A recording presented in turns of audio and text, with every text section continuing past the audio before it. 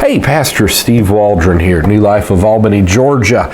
We are looking at the Biblia de Estudia MacArthur, which I'm sure I mispronounced that. You know, from time to time, I'll do Spanish Bible translations or Spanish Bibles or even Spanish bilinguals.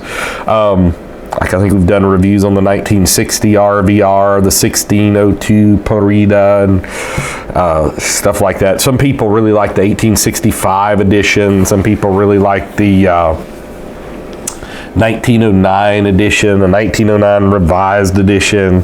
I know Trinitarian Bible Society's coming out with a kind of a Spanish King James, and there's the 2010 Gomez edition. A lot of people like that.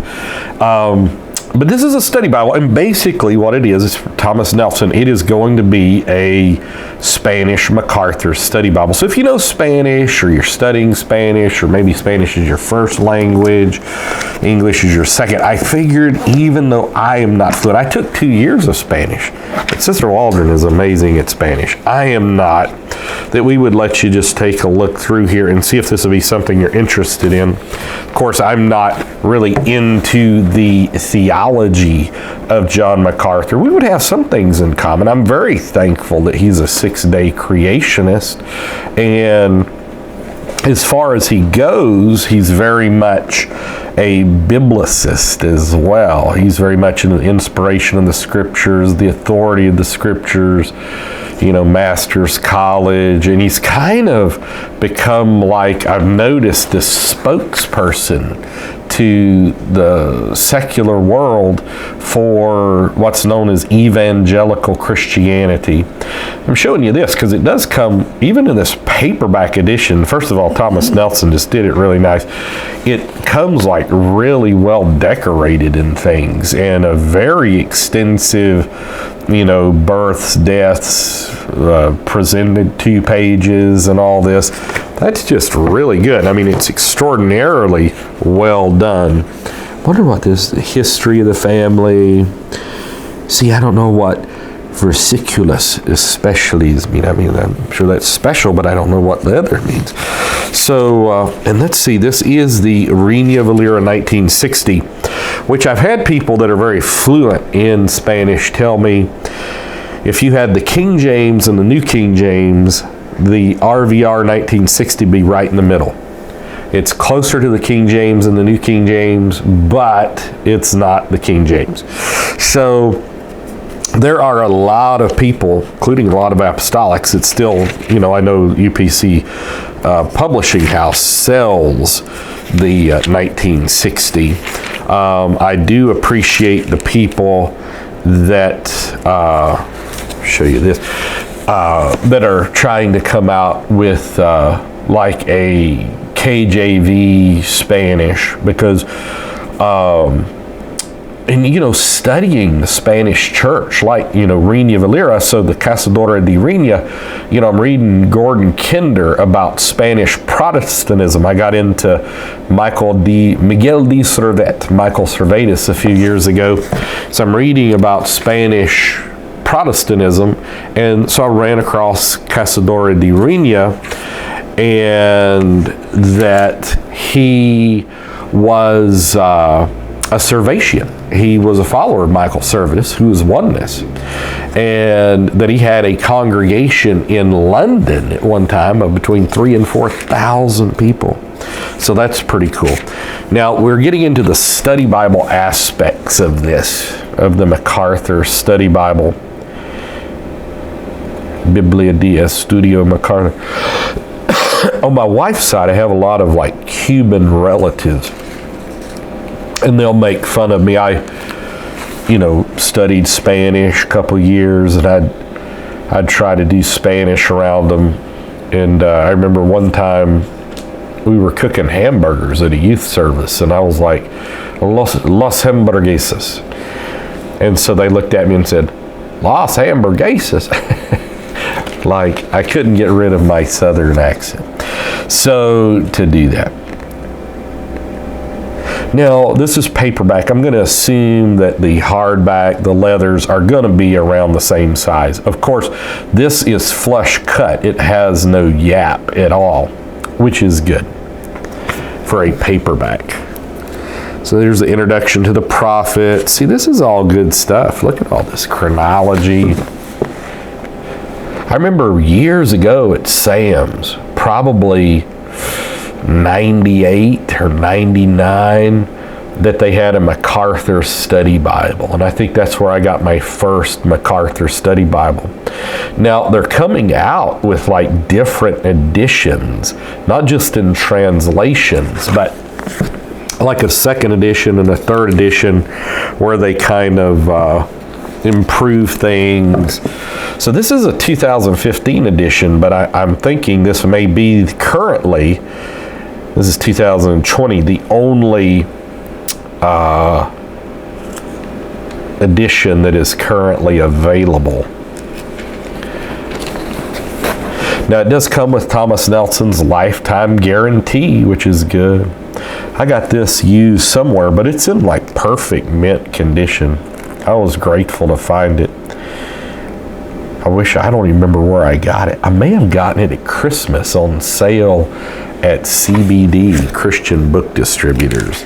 But, it has the good outlines on here. Doesn't have a lot in the way of center column reference, but it is rather voluminous in notes.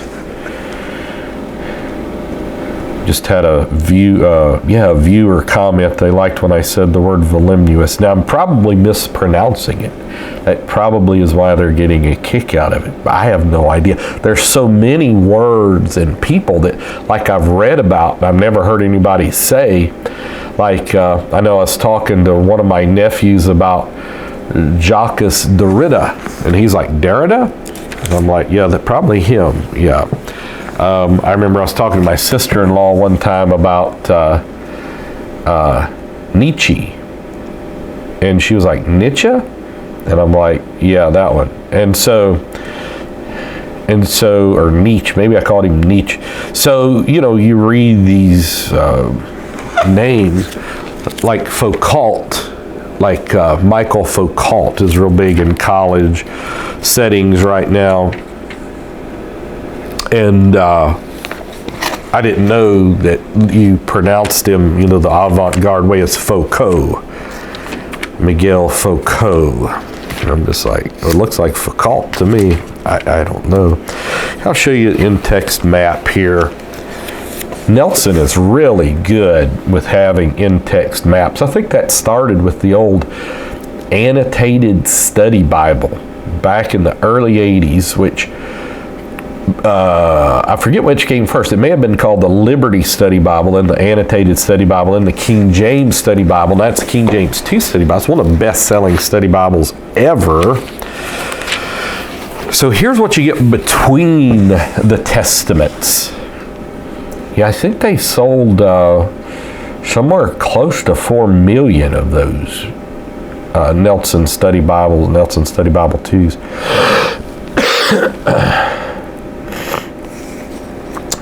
Been wrestled with a little sickness, so excuse the nasal congestion and all this. So it does have like a lot, like I've turned a couple pages and it's still here in between the Testaments. Sometimes I'm okay with charts, sometimes I struggle with charts. It's like anything, I guess it's how it's set up.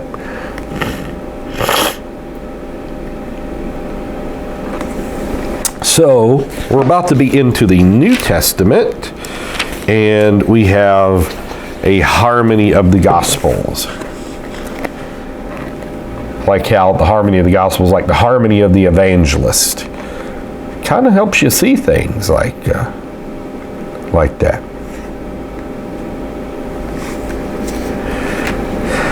And just reading Spanish, you can usually kind of make out what they're trying to say. You just can't be real precise. So here's Mateo. Look at all this. This is, wow. Let me just show you this. This is a real nice thing on the ministry of Jesus. Got that. It's multiple pages. this page to stay. There we go. John MacArthur, he's just keeps on ticking. I mean, I remember it had to have been in the early to mid 90s that I saw him at a Christian Booksellers Association meeting, and he was just like he is on radio, and he's very nice.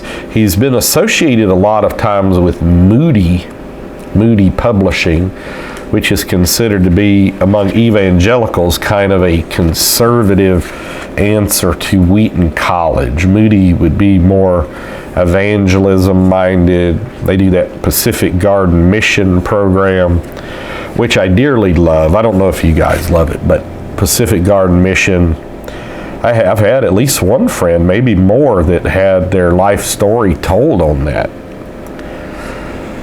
And I mean, it's just unshackled. That's what I'm trying to think of. Unshackled. That's how you say it.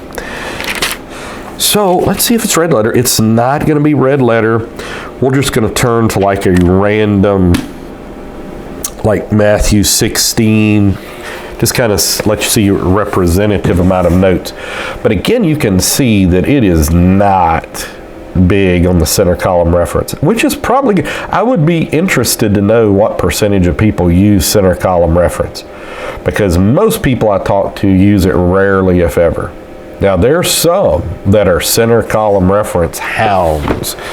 I mean, that's just what they do. Let's take a look at the print size. It looks about 9-ish. Let's see here. Yeah, it looks like it's 9 exactly.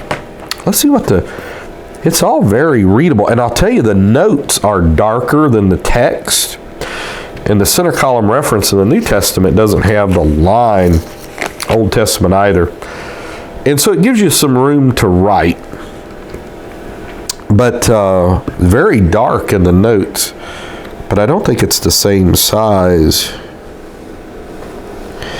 Well, it's close. It's probably, whoops, I was using the wrong one. Maybe 7.5, 8-ish, but it's very easy to read because it's so dark. Let's see how much room you've got to write on the sides here. You have right at 1/4 of an inch, the left margin. You have none in the gutter. When I say none, I'm talking about like 0.125 inches. Up top, it looks like it's about 0.4, and at the bottom, it looks like, strangely enough, about 0.3, which is not uniform, but you can't really tell it. So I'm not sure if that'd be the same in the hardback leather editions. This edition's really handy, though. There's one. Some of the things I wouldn't agree with this theology on. He was real big in pre-trib, but I think he's kind of like a Presbyterian Reformed. So here is, well, I'll just show you what it's called. Let me get back to the front here. You who know Spanish you'll know what this is called. We've done videos on like a French King James version, a Chinese King James version, and we try to do some other languages. People ask me, am I King James only? And I'm like, well, I'm King James definitely is perfect, best.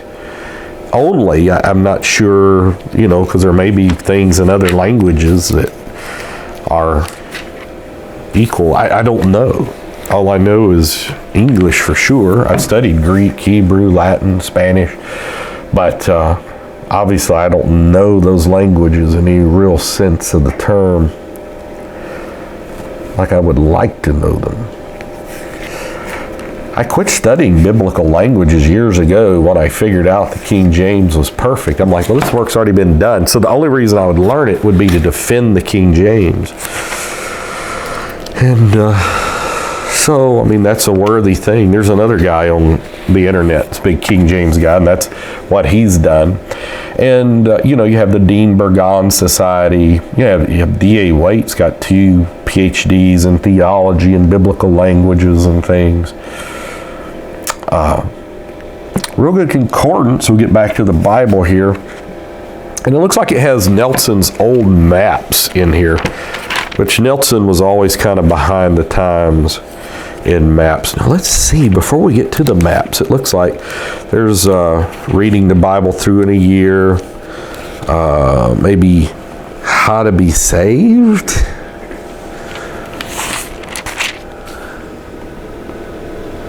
Evidence. It looks like that God is one person.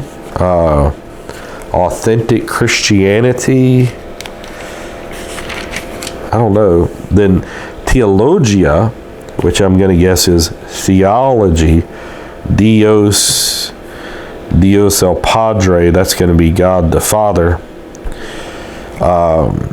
Dios el Hijo is Jesus Cristo, the Son, I'm going to guess. Espíritu Santo. All right. Regeneration, justification. See, I can read that. Sanctification. Seguridad, I don't know. Separation, that's a good doctrine. That's holiness. Now, I have friends. Los Angeles, City of Angels, I can do that. That know Spanish. And they are just convinced that the Spanish Bible is more accurate than the King James. Like doing the Premier Study Bible, we'd have meetings, and I would be defending a King James reading, and then this people either raised on the mission field or born Spanish and then kind of Americanized folks, and then they went and got their PhDs and this type of thing. They would just be like, no. They would be like, Spanish is way better. Oh, that Spanish reads that better. Now, I can see in a sense what they mean, in that there's certain words that speak louder, so to speak. But let's not go there. Okay, so 9 inches, maybe 9.1 inches high, 6.125 inches wide, and 1.8 inches in dimensions. Of course, the hardback, the leather is going to be different than that. It does look like it is a glued binding, not a sewn binding. We'll see if we can get a picture of that. It does not come with a ribbon marker. I was impressed enough that it did come with spine stabilization pages and the, presentation pages at the front. Let's see if it lays flat in a paperback. A lot of times will lay flat in Genesis. Yeah, this lays flat in Genesis. You'd probably still, I wonder if you'd want to break this in like you would a leather Bible, like that. Probably, because it breaks things in. What would happen with a paperback is pages would begin to fall out. And so a lot of people would buy a paperback and then they'll buy a Bible cover to go with it. Well, you're really defeating the purpose there, because what happens is the Bible cover puts incredible stress on the spine and the pages start to fall out. I'm just going to show you another page with a map in there. So the Biblia de Estudia MacArthur, the John MacArthur Study Bible. I would disagree with him on soteriology, how to be saved, just some basics. Obviously, I'm not a Trinitarian. I believe in the Father, Son, Holy Ghost. I believe in the deity of Jesus Christ and on and on. But I would not be an Orthodox. But he got in a lot of controversy. He's been in controversies before. Some of you know of his lordship salvation controversy, which I would agree with him on that. Many maybe of you would not. But he used to say the term son means that Jesus was born, which is oneness theology. And when they attacked him, he kind of backed off. And then he made a weird theological statement in Hebrews. This is in the mid-'80s, and they actually came out with the books against him. I remember my friend Dr. Wally Beebe came out with a book against him. excuse me, saying that Jesus' death was all that mattered. Like he could have been strangled. It didn't matter that he shed blood. And it's like, without the shedding of blood, there's no remission. That's not a tenable position to be in. And first, why would you even get in there? You have to avoid foolish questions. But, wow. So here you are. And so a lot of people, maybe even that are apostolic, may use this and really like this. I know I have Pentecostal friends, UPC friends, that go to his conference every year. And he'll get up many times and preach against them. And but they like what he does so much, they're willing to overlook some of his more, what we would consider non-biblical theological stances. So God bless. Talk with you later. I mean, MacArthur, he gets paid 40 hours a week to do nothing but preach and write, preach and write, preach and write. So people like that. So God bless. We'll talk with you later in Jesus' name.